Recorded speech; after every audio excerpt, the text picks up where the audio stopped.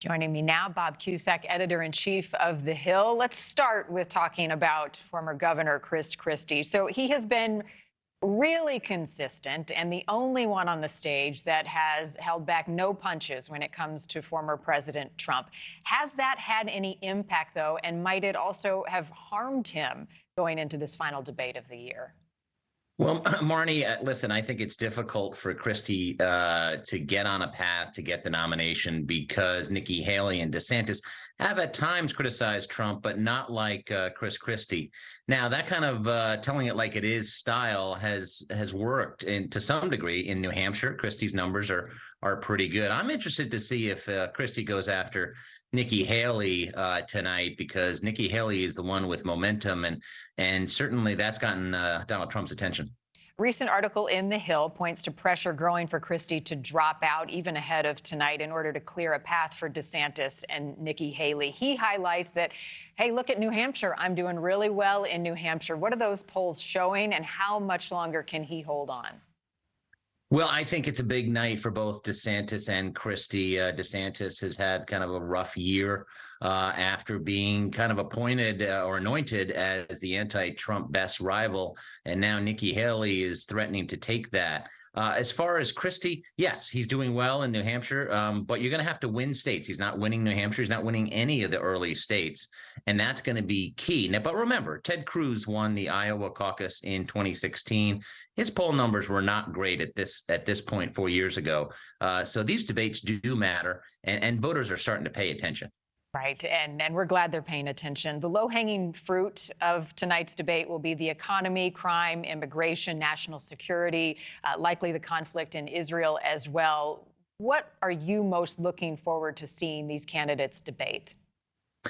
I think all those policy issues are definitely going to be up for debate. I'm interested to see where the candidates are and how hard they go after Joe Biden on impeachment. Former governor of Arkansas, Mike Huckabee, who ran for president back in the day, he said impeachment is a political loser. So the House is moving forward on impeachment inquiry. Not sure they're going to get the votes for that, but that's a big issue. And some people think it's actually a minus instead of a plus. But the right is pushing for it, and Donald Trump is pushing for it. So that means it's going to move forward. Speaking of the former president, making news himself on this Wednesday morning, he spoke with Fox News' Sean Hannity. I know you didn't miss this, but for those who may have, let's play the clip. The media has been focused on this and attacking you. Under no circumstances. You are promising America tonight you would never abuse power as retribution against anybody. Except for day one. Except Look, for? He's going crazy. Except for day one. Meaning?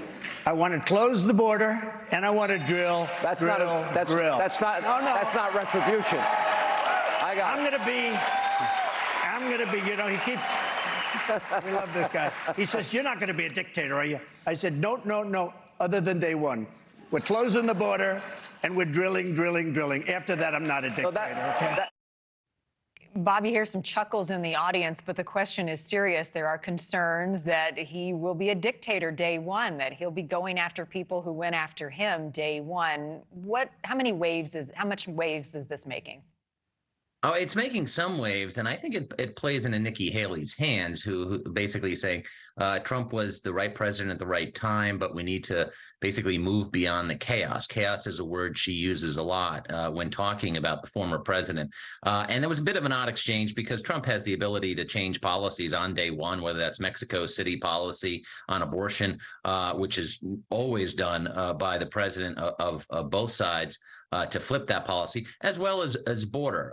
But I do think the issue of going after his enemies could be, certainly in the general election, something that could hurt him. But for now, certainly in that exchange, some people have no problem with what Trump is saying and what he wants to do and getting back specifically at his critics, including the media.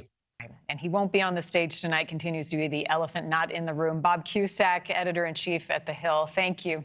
Thank you for watching. Go to newsnationnow.com to find NewsNation on your television provider. And don't forget to click the red subscribe button below to get more of NewsNation's fact-driven, unbiased coverage.